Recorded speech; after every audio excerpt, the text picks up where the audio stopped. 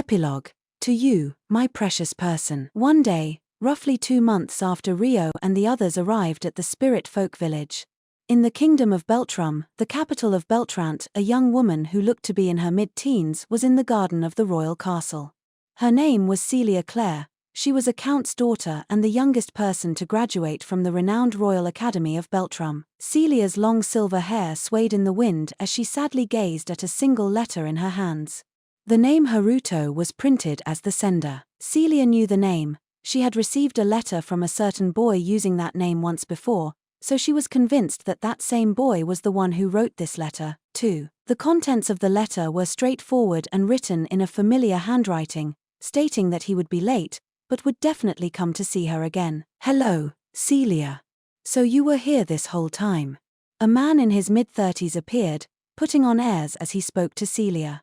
The man wore elegant knight's clothing with several medals pinned to his chest. Celia hid the letter immediately and addressed the man, Charles Arbor, stiffly.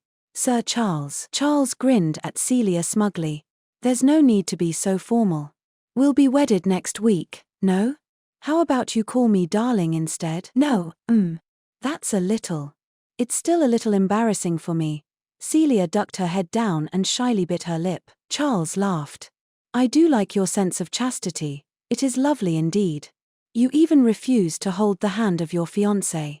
I look forward to seeing how you change after our wedding. Goosebumps ran along Celia's skin as she kept her head down, feigning embarrassment. Sir Charles, do you have a moment?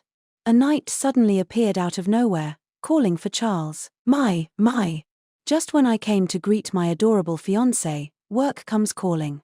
In these times where the kingdom is in disarray, the busy duties of a large noble family never seem to cease, Charles said, giving an exaggerated shrug of his shoulders as he expressed his disappointment. Everyone feels anxious without you around, Sir Charles. Please pay me no concern and go to them. Celia gave an empty smile, trying to encourage Charles to go. Yes, I shall do that. I'll come to visit you again soon, my dear. Charles nodded in satisfaction, then turned on his heel and walked away with his subordinate. Celia watched his retreating back and let out a deep sigh, then took the letter she had hidden away earlier back out and clutched it to her chest. Rio, she whispered yearningly, on the verge of tears.